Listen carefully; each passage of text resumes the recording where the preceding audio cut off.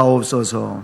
예수 그리스도의 이름으로 기도드립니다. 아멘.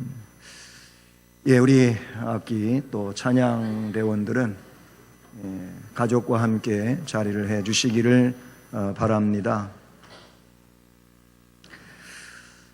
자, 어제 그리고 오늘 내일은 또 개천절, 그래서 얼마 전에도 긴 연휴가 있었는데 또 이렇게 연휴를 맞아서 많은 사람들이 이곳저곳을 또 여행하기도 하고 이렇게 자신의 기쁨을 위해서 나섰는데, 그런데 여러분 이 자리에 나오시고 하나님 앞에 함께 예배드릴 수 있는 귀한 자리에 앉게 됨을 진심으로 또 감사하고 또 축하하고 하나님 앞에 영광을 돌립니다.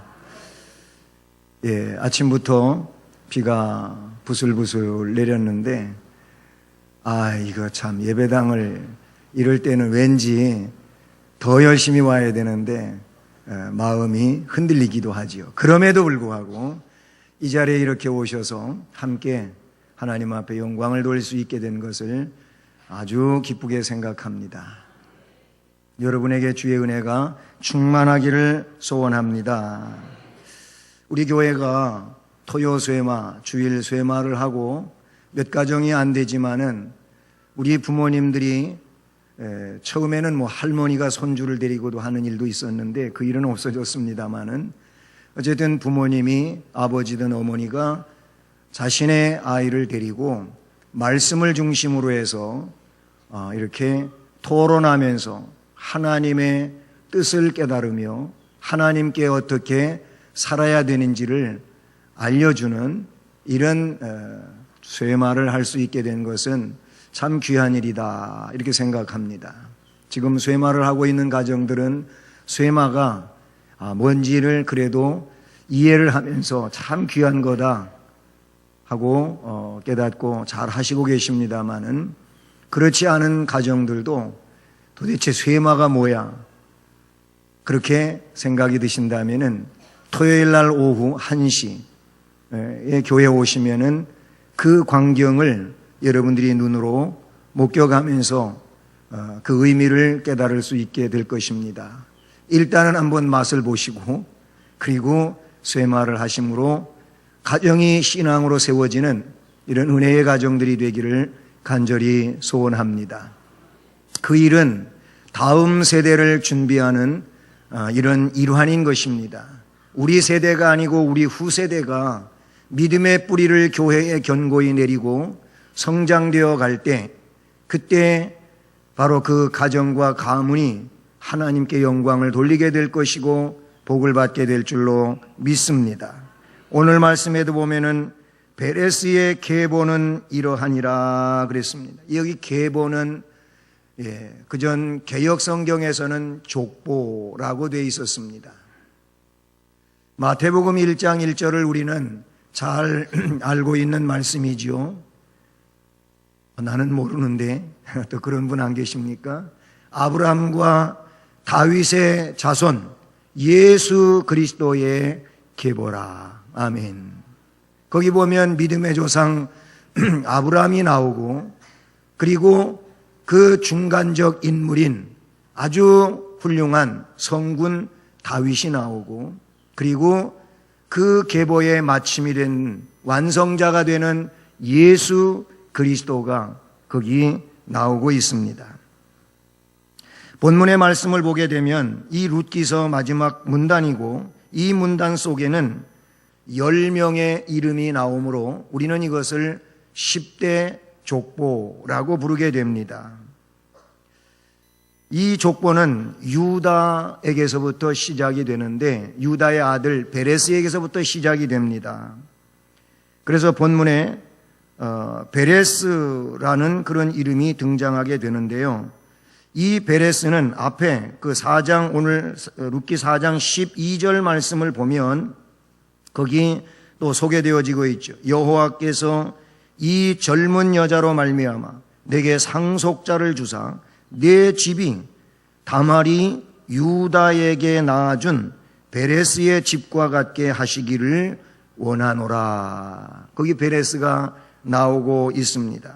그리고 결론으로 오늘 18절에서 베레스의 계보는 이러하니라. 베레스는 헤스론을 낳고 하고 그 10대 족보를 이어가고 있습니다. 그런데 이 족보는 어디에 말씀을 배경으로 하고 있느냐 하면은 창세기 38장 말씀을 배경으로 하고 있습니다. 38장 27절부터 30절 말씀에 보게 되면 유다가 좀 부끄러운 얘기가 거기 나오는데 며느리 다말로부터 베레스라고 하는 아들을 낳게 되는 이 경위가 나옵니다. 어떤 사람은 야, 이게 성경이냐? 이렇게 윤리에도 안 맞고 도덕에도 안 맞는 내용이 성경에 있네. 어떻게 시아버지하고 며느리하고 그래서 아이를 낳냐? 이런 얘기예요. 여러분, 성경은 진실을 그대로 쓰었고 그리고 그런 내용이 예수님의 족보 가운데 있다고 하는 이유가 뭡니까? 죄인을 구원하시는 하나님의 긍휼과 사랑을 말씀하고자 하는 것을 꼭 기억하시기를 바랍니다. 그 유다가 다말, 그래서 베레스가 태어난다? 여러분, 저와 여러분이 깨끗하십니까? 하나님 앞에 우리 역시 부끄러운 죄인 아닙니까? 그런데 하나님이 우리를 선택해 주셨고 불러주셨고 하나님의 아들이 되고 딸이 되고 천국을 기업으로 주신 줄로 믿습니다. 어쨌든 그 창세기 38장 27절부터 30절에 나오는 말씀 가운데 이제 유다가 다말로부터 아이를 낳게 되는데 해산 기한이 찼습니다. 그런데 쌍둥이였습니다. 해산할 때에 손이 나오는데 산파가 이 아이가 먼저 나오는 형님인가 보다. 그래갖고 여기다가 붉은 줄을 맸어요. 그랬는데 조금 있다가 그 홍색 실을 매놓은 손이 도로 들어가 버린 거예요. 그러더니 그 실을 매지 않은 다른 아이가 나오는 거예요. 그 부분을 어떻게 표현하고 있냐면은 그 손을 도로 들이며 그의 아우가 나오는데 산파가 이르되 내가 어찌하여 터뜨리고 나오느냐? 그래서 이 베레스라고 하는 이름이 뭐냐면 터트림이라는 뜻입니다. 터트리고 나오는 거예요. 그 홍색 실 대신에 실을 안 맨 베레스가 나와서 터트리고 나온다고 터트림, 터짐이라는 뜻을 갖게 됩니다. 그 이하에 두 번째로는 바로 헤스론을 낳았다 그랬어요. 베레스는 헤스론을 낳고 헤스론은 울타리라고 하는 뜻을 가지고 있어요. 세 번째는 람을 낳고 람은 높음이라는 이름입니다. 네 번째로 암미나답이 나오는데 암미나답은 관용의 백성입니다. 나손이 태어나는데 이상하게도 나손의 이름 뜻은 점쟁이라는 뜻이에요. 별로 안 좋은 뜻이죠. 어쨌든 이렇게 족보가 이어져 내려오는데 이 족보를 보게 되면 애굽에 내려간 헤스론에서부터 출애굽 당시까지 나손 때에 출애굽이 되어지는데 그러면은 430년 동안에 이렇게밖에 대수가 안 이어지느냐? 그게 아니에요. 여기에 중요한 인물들만 기록하고 그냥 그저 그런 인물들은 제외시키고 족보를 이어갔음을 우리는 알 수 있게 된다고 하는 사실이죠. 이스라엘 족보 기술 방법에 있어서 중요하지 않은 인물들은 과감히 생략한다고 하는 것을 우리는 깨달아야 될 줄로 믿습니다. 아주 그냥 대수를 하나도 안 빼놓고 일일이 다 기록한 게 아닌 거예요.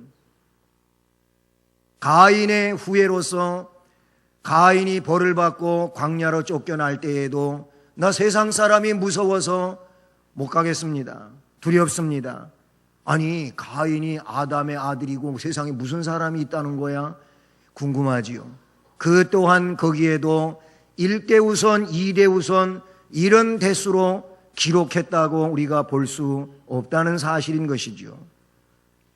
그 이후에도 살몬이라는 이름이 나오고 또 이세라고 하는 이름으로 이어지게 되는데, 여기 역시 그 사사시대 말기까지에 나오는 이 족보에도 또 다른 인물들을 생략하고 있다고 하는 것을 알게 됩니다. 어쨌든 이세에게서 이세로 이어 보아스가 나오고, 또 보아스와 이어서 오벳이 나오고, 그리고 나서 이세가 나오고, 이세를 통하여 다윗 왕이 태어나게 됩니다. 여러분, 이 족보는 뭘 말씀하고자 하는 것일까요? 이 족보가 우리에게 알려주고자 하는 내용은 왕족인 다윗 가족의 족보를 기록하고, 그리고 그 다윗 왕족의 족보를 기록하는 이유는 이 다윗에게서 예수 그리스도가 태어난다고 하는 창세기에 유다를 통하여 예언하고 있는, 야곱을 통하여 그 유다의 계열로 예언되어지고 있는 유다는 실로가 오시기까지 유다에게서 홀이 떠나지 아니하며, 이 말씀은 결국 만왕의 왕이신 예수 그리스도를 의미하고 있는데, 그래서 아브라함에게서부터 쭉 이어지다 다윗으로, 다윗에게서 예수 그리스도로, 마태복음 1장 1절은 그렇게 중심 인물을 가지고 1절을 만들고 있다는 사실인 것이죠. 여러분, 그 마태복음 1장의 족보를 보게 되면 1장 3절로 6절 말씀이 오늘 이 룻기서의 18절로 22절과 똑같은 내용이라고 하는 것을 볼 수 있게 되는 것입니다. 마태복음의 족보에는 아브라함부터 이삭으로 이어지면서 다윗까지 14대다. 그리고 다윗부터 바벨론 땅으로 포로로 끌려갈 때까지 14대다. 그리고 포로의 귀한 그 포로에서부터 그리스도에게까지 14대로, 그래서 42대를 이어지는 그 족보가 마태복음에 기록됩니다. 이 족보는 구원의 족보라 그런 얘기인 것입니다. 다윗과 그의 후손으로 태어날 예수 그리스도의 역사성을 증명하기 위한 거다. 그러면 옛날의 족보는, 예수님에게까지 일어나는 족보는 그렇게 예수님에게 이어지기 위한 것이고, 예수님 이후의 복음시대 이후, 그리고 오늘 우리에게, 그리고 이후에 이어지는 예수님 이후 세대는 그럼 그 족보가 어떠해야 되겠는가 라고 할 때 그것은 거꾸로 되어지면 되는 겁니다. 모든 족보는 어디로? 예수 그리스도로 이어져야 된다는 것이죠. 옛날의 족보가 예수 그리스도를 이제 이 세상에 오시게 하기 위해서 있었던 족보라면, 예수님 이후의 족보는, 즉 신앙의 족보를 말하는 것인데, 이 신앙의 족보는 전부 예수 그리스도에게로 연결되어지는 족보여야 된다. 이것이 오늘 말씀 제목은 신앙의 계보라는 겁니다. 그냥 그 이스라엘 백성들이 우리도 아브라함의 계통이다, 그러니까 우리만이 구원 백성이다, 하나님 백성이다 그러는데, 그들은 육적 혈통을 두고 이야기한 겁니다. 그러나 로마서에 보게 되면 바울 사도는 육적 혈통이 아니에요. 이것이 신앙적 혈통, 더 의미 있게 이야기한다면 영적 혈통이라는 거예요. 육적 이스라엘이 진정한 이스라엘이 아니고 영적 이스라엘이 진정한 이스라엘이다. 이면적 할례가 진정한 할례가 아니고 이 내면적 할례가 진정한 할례다. 육적으로 할례를 받았다 그래서 이게 능사가 아니고 마음의 할례를 받은 자가 진정한 할례의 백성이다. 할렐루야. 그러니까 신앙의 계보라고 하는 것은 믿음의 계보를 말하는 것이고, 그것은 영적 이스라엘로 이어지며 진정한 예수 그리스도에게 소속한 하나님 나라 백성을 말한다는 사실인 것이지요. 뿐만 아니라 이 구원의 족보는 여러분 대부분의 사람들이 성경에서의 족보 기록을 이건 뭐 이렇게 낳고 특별히 역대기 성경을 보면은 맨 낳고 죽고 이 얘기만 나오니까 도대체 이런 얘기는 왜 여기다 기록을 해놓은 거야? 지루하고 이름도 그냥 혀도 안 돌아가가지고 어떤 이름은 잘 안 읽어지기도 하고 막 이런 이름들이 있는 거예요.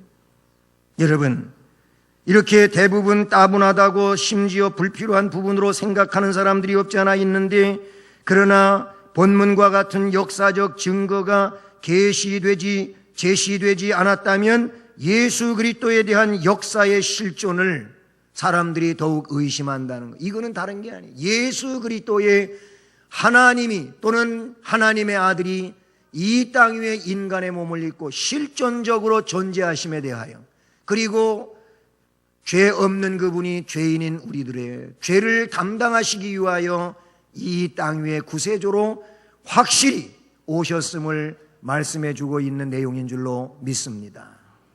따라서 합니다. 예수 그리스도는 역사성을 지니고 계신 분이다. 아멘. 이 역사성이라고 하는 건 세상 역사에 예수님의 출생과 그의 희생에 대한 내용이 고스란히 담겨져 있어. 우리가 신앙 고백을 하잖아요. 예수님에 대하여 고백할 때 동정녀 탄생을 고백합니다. 하나님의 방법으로 세상에 태어나셨다는 것이죠. 그리고 그분의 고난에 대하여 이야기합니다.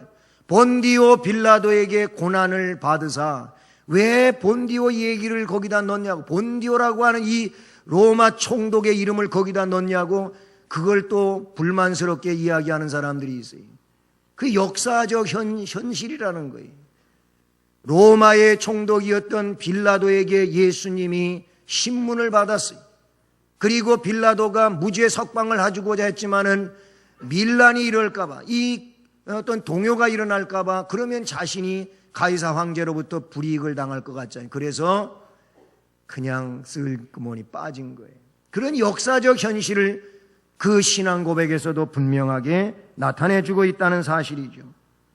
역사적 증거, 우리가 믿는 믿음에 역시 실제적이고 확실한 것이 아니라, 공중에 떠있는 허상을 믿는 것이 아니라 라는 것을 분명하게 제시해주는 구원의 족보를 말하는 겁니다. 여러분, 저와 여러분들 이제 노년에 계신 분이든지 이제 우리 자녀인 어린아이든지, 우리의 족보는 물론 가문에 있고 자손에게 그렇게 대를 이어가면서 내려온 족보들이 있습니다. 김씨 혹은 이씨 아니면 박씨, 성씨를 열거해 주지 않았다고 또 불만스럽게 생각하지는 마시고요.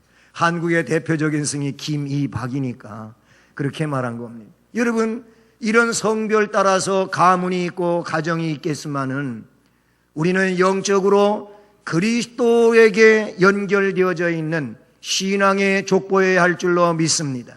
이걸 더 귀하게 여기고 위대하게 여기는 이런 믿음의 심령들이 되기를 바랍니다. 왜? 그것이 무슨 족보라고요? 신앙의 계복. 왜 안 바뀌어서 저게? 벌써 일본을 넘어갔어야 되는데. 그거는 구원의 족보라, 그런 얘기예요. 구원의 족보. 구원의 족보.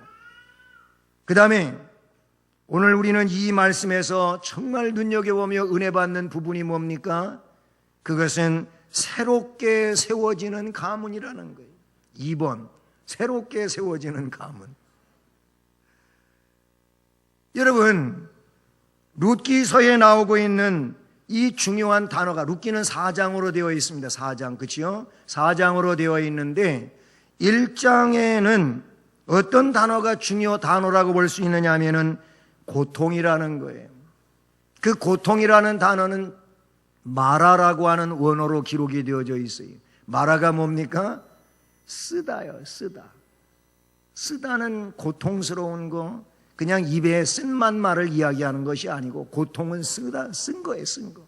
괴로움 쓴 거예요. 슬픔 쓴 거예요. 이게 1장의 단어, 대표적인 단어라고 볼 수가 있어요. 왜 그러냐? 나오미가 남편 엘리멜렉과 고향을 떠납니다. 고향에 흉년이 들어. 고향이 어디냐면은 베들레헴이요, 베들레헴. 예수님 태어난 곳. 그 베들레헴에 가면은 예수님 탄생교회가 있어요. 그 교회 가면 유명한 게 뭐냐면 조그마한 성전으로 들어가는 문입니다. 그 문은 원래 큰 문이었었는데 이제 조그만 좁은 문이 됐어요. 왜 좁은 문이 됐냐면은 전쟁 때 그 성 안으로 사람들이 문이 크면 그냥 우르륵 들어올 거 아니겠어요? 그래서 많은 사람이 빨리 들어오지 못하게 하느라고 그렇게 문을 좁게 만들었다고 합니다. 어쨌든 베들레헴에 가면은 탄생교회가 있습니다. 거기에서 예수님도 태어났고 거기에서 다윗도 태어났고 바로 이 가문이 그렇게 그 베들레헴이란 말이죠. 어쨌든 모압에서 이 베들레헴에서 모압으로 이사를 갔습니다. 흉년 때문에. 그런데 모압에서 10년 동안을 살게 되는데 남편이 죽어요. 두 아들이 결혼을 했는데 이 말론과 기론도 죽어요. 그래서 시어머니도 과부고 두 며느리도 과부고 과부 세 사람만 살게 됩니다. 그런데 오히려 이제 모압 땅이 더 어려워졌어요. 소식을 들으니까 베들레헴 고향에 풍년이 들고 먹고 사는데 어려움이 없다는 소식이 들려와요.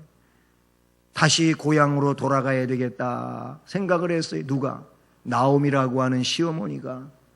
그래서 며느리를 부릅니다. 1장에 나오는 내용들인데 두 며느리에게 이 오르바와 룻을 불러다 놓고 나는 이제 고향으로 돌아갈 테니 너희들이 그냥 너희들의 친정 쪽으로 돌아가는 게 좋겠다. 모압 사람이니까 모압으로 돌아가라.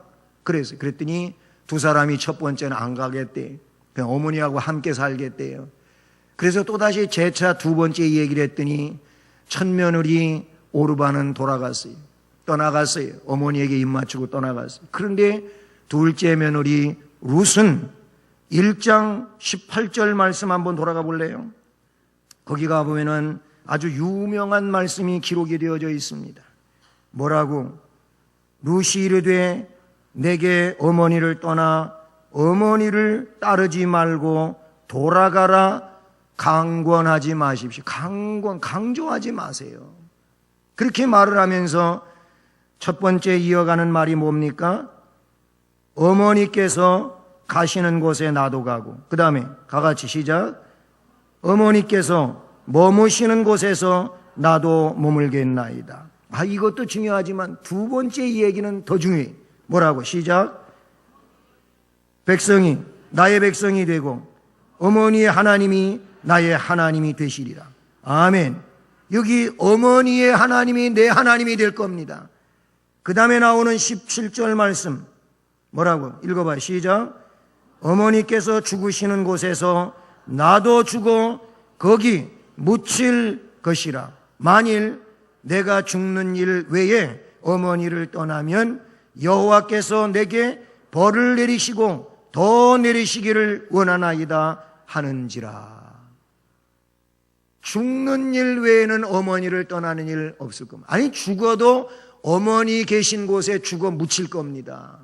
이런 얘기를 하는 거예요. 만약에 그런 일 아니고 어머니, 이 죽는 일 외에 어머니를 떠나는 일이 있다면 하나님 여호와께서 벌을 너한테 내리신다는 거예요.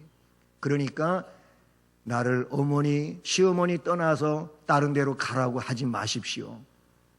이 나오미 시어머니가 이 며느리 룻의 이야기를 듣고 이제 18절 뭐라고? 나오미가 룻이 자기와 함께 가기로 굳게 결심함을 보고 그랬어요. 여러분, 바로 이 부분입니다. 나오미가 생각할 때 이 며느리 룻이 굳은 결심을 한 거예요. 이 굳은 결심은 뭐냐면 번복하지 않을 만큼의 그런 내용으로 마음을 다진 거예요. 우리는 예수 믿는다고 하다가도 여호와가 내 하나님입니다. 난 죽을 때까지 신앙생활 하겠습니다. 그러다가도 조금 가다가 좋은 친구 만나면 이제 교회 안 가. 교회 나 졸업했어. 나 끊었어. 그런다니까. 이건 룻의 결심이 아니에요. 룻의 결심은 변치 않는 결심. 할렐루야. 이 결심이 신앙의 계보를 이어가는 겁니다. 신앙의 계보를 이어가는 것이 복을 받는 것입니다. 그 복이 궁극적으로 뭐냐면 천국을 소유하는 겁니다. 할렐루야. 우리가 그런 굳은 결심으로 예수를 믿어야 돼. 그래서 어려움이 올 때 그 어려움의 문제가 되질 않는 거예요. 좁은 문을 들어가라고 하면 감사함으로 가는 거예요. 좁은 길로 가라고 하면 그래서 감사함으로 그 길을 가는 거예요. 왜? 굳은 결심이 있으니까. 우리 굳은 결심 가지고 예수 믿을 수 있기를 바라는 겁니다. 예, 신앙의 굳은 결심, 영광의 가문을 이룩하게 되는 줄로 믿습니다. 4장에 등장한 여인들, 여러분 왜 이렇게 왔다 갔다 하는 사람이 있어? 4장에 등장한 여인들을 보게 되면은요, 이 사람들은 전부 복을 받아 치유받은 여인들로 알 수가 있어요. 거기 나오는 사람은 다말은 창녀 행세를 해야 했어요. 그러다가 시아버지하고 아까 말한 것처럼 베레스를 낳잖아요. 룻은 안 그렇습니까? 이방 여인이에요. 모압 여인이에요. 이스라엘 족보의 모압 여인, 이방 여인은 올라올 수 없는 거예요. 그런데 올렸어요. 그 이하에 나오는 여러분 그 출애굽이 되어서 이제 가나안 땅에 들어가는 첫 번째 성이 여리고지 않습니까? 여리고 성 무너질 때 살아남은 가정이 있어요. 누굽니까? 라합을 통하여 그 가문이 살아나요. 그렇죠? 근데 그 라합이 오늘 본문에 나오는 살몬과 결혼을 한다는 거죠. 거기 나오는 이 여인들은요, 다 복을 받은 여인들이에요. 이들은 그냥 이 자리에 있는 게 아니에요. 뭐 때문에 있어요? 믿음 때문에 있는 거예요. 라합의 믿음도 그런 믿음 아닙니까? 룻도 그랬어요. 예? 이처럼 전부 복을 받아 치유받은 여인들이라고 볼 수가 있는 것이지요. 오늘을 살아가는 우리들의 상처를 치유해 주실 분은 누구겠습니까? 누구겠습니까? 예수 그리스도. 백문일답이라고 하는 유명한 것이 있어요. CCC 출신들은 너무나 잘 알고 있는 거예요. 김준근 목사님이 하신 일이에요. 백문일답. 100가지 질문을 할지라도 답은 한 가지. 그 답이 뭐냐면 예수 그리스도. 그래서 젊은이들은 그 CCC 집회, 특별히 여름 미루나무 아래서의 집회는 이 백문일답을 꼭 했어요.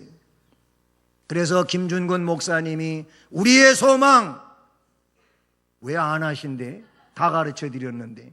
우리의 소망, 우리의 구원, 우리의 복, 우리의 생명, 이런 식으로 나간다 그 얘기야. 근데 예수 그리스도가 너무 약해. 예, 이 젊은 CCC맨들은 그럴 때 여러분 함성이 정말 메아리 쳤어요. 예수 그리스도, 예수 그리스도.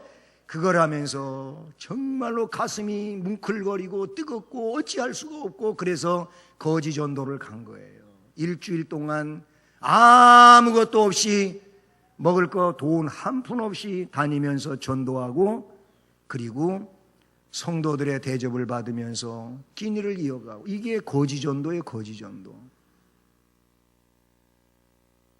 여러분, 오늘 우리의 상처를 치유해 주실 분은 예수 그리스도예요. 이 상처는 그냥 어디 찢어지고 터지고 깨지고 그런 상처를 말하는 게 아니에요. 우리의 죄로 얼룩져 있는 영혼의 상처, 이 상처를 싸매시고 치료해 주실 분은 예수 그리스도. 그래서 그분은 우리의 천국을 선물로 주신 분이신 줄로 믿습니다. 근데 오늘 말씀에 보아스가 나오지 않습니까? 보아스는 유력자의 유력자. 2장의 말씀으로 돌아가 보면 보아스는 유력자라고 나와요. 이 유력자는 부호였다는 거예요. 그래서 룻을 품고 그 기업을 이제 되돌려 놓을 수 있는 사람이었어요. 여러분, 이는 누구냐면 예수 그리스도를 예표하는 인물인 줄로 믿습니다. 예수 그리스도는 우리의 기업을 되돌릴 수 있는 분이심을 믿으시기를 바랍니다.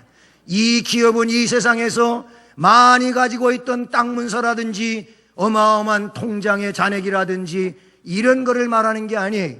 이것은 영적으로 저 하나님 나라와 그 기업을 우리에게 되돌려 주실 수 있는 분이 예수 그리스도예요. 그래서 기업물을 짜라고 하는 이 내용이 뭐냐면 바로 천국의 기업을 물려줄 수 있는 분은 예수 그리스도밖에 없어요. 예수 그리스도는 그래서 구원의 유일한 길이십니다. 오직 이 길밖에 없음을 기억하시기를 바라는 것입니다. 여러분, 미국에 하나님의 은총을 받고 신앙의 가문을 이야기한다면 고전적으로 미국의 그 대각성 운동의 선고자로 쓰임받았던 조나단 에드워드라고 하는 인물을 떠올리게 되는 겁니다. 그런데 그 동시대를 살았던 마크 주크라고 하는 이런 인물이 있습니다. 맥스 주크라고도 하고 하는 이 두 명의 인물이 있어요. 그런데 이 조나단 에드워드는 신앙의 가문을 이루었어요. 그는 훌륭한 신앙의 여인과 결혼을 하게 되고, 그리고 철저하게 기독교 원리에 입각해서 그리스도인의 가정 교육과 그 가정을 형성해 내려갑니다. 그런데 같은 동네에서 자라난 친구 이 맥스 주크라고 하는 사람은, 이 사람은 자신도 신앙생활을 하기는 했지만 열심히 하지 않다가 신앙이란 전혀 찾아보기 어려운 방탕한 삶을 살았던 여인과 결혼하게 됩니다. 그런데 나중에 자신도 신앙을 저버리게 되고 그의 삶이 점차 잘못되기를 시작합니다. 그런데 어떤 사람이 이 조나단 에드워드와 맥스 주크라고 하는 그 두 사람과 그 가문을 추적 조사를 했습니다. 이들의 후손은 어떻게 되었을까? 미국 뉴욕주의 조사 결과에 의하면 이렇습니다. 신앙의 가정을 이루었던 조나단 에드워드는 오늘날까지 617명의 후손을 두었는데, 그 중에 대학의 총장을 지냈던 사람이 12명, 교수가 75명, 의사가 60명, 성직자가 100명, 군대 장교가 75명, 저술가가 80명, 변호사가 100명, 판사가 30명, 공무원이 80명, 하원의원이 3명, 상원의원이 1명, 부통령이 1명, 이렇게 배출되었다는 거예요. 그 617명이 전부 이렇게 훌륭한 일을 한 사람들이라는 거예요. 대단하지요. 그런데 맥스 주크라고 하는 이 사람과 그 가문은 어떻게 되었을까요? 자식은 2배나 많은 1292명의 후손을 두었어요. 아이들은 더 많이 난 거예요. 그런데 유아로 사망한 사람이 309명, 어린 유아 때 사망한 게 309명, 직업적인 거지가 310명, 그냥 거지가 직업이요. 그리고 불구자가 440명, 매춘부가 50명, 도둑이 60명, 살인자가 70명, 그저 그렇고 그런 사람이 53명. 1200명이나 넘는 이 사람들이 훌륭한 일을 한 사람이 없는 거예요. 전부 술과 마약과 아니면은 뭡니까? 갑작스레 단어가 생각이 안 나요.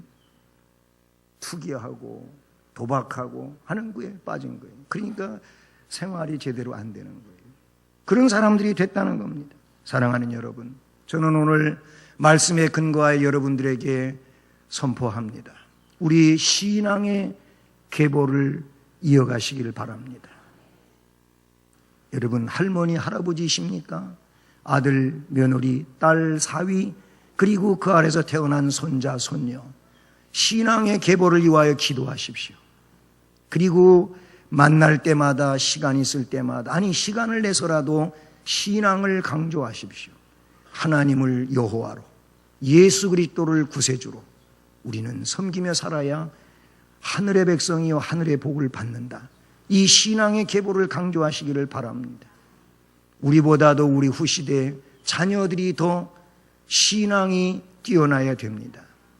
이것이 하나님의 복을 받는 일이 될 줄로 믿습니다.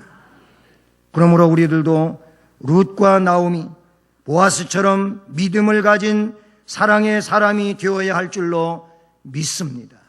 이 믿음을 가지고 새로워지기를, 새로운 가문으로 세워지기를, 새로운 가정으로 세워지기를, 여러분의 가문과 가정이 이런 은혜의 미래를 열어가는, 천국과 항상 연결되고 복이 되는 이런 은혜가 있기를 주님의 이름으로 축복합니다. 사랑의 하나님 아버지, 감사를 드립니다. 오늘 3대 예배를 드리면서 신앙의 계보를 이루어야 되겠다고 하는 것을 들었습니다. 결심합니다. 우리가 신앙의 계보를 이룸으로 우리 모든 가정, 가문, 그리고 앞날이 예수 그리스도와 항상 연결되어지는 복이 있게 하여 주시옵소서. 이것은 그저 되어지는 것이 아니며 열심으로 진실하게, 그리고 룻과 같이 변함없는 굳은 결심이 있을 때에 이루어지는 일임을 기억하고 이 믿음을 주님께 구할 수 있게 해주시옵고 그런 일을 우리 자녀들에게 이루어가게 해 주시옵소서. 축복하오며 예수 그리스도의 이름으로 기도드립니다. 아멘. 찬송가 559장 찬송 드립니다.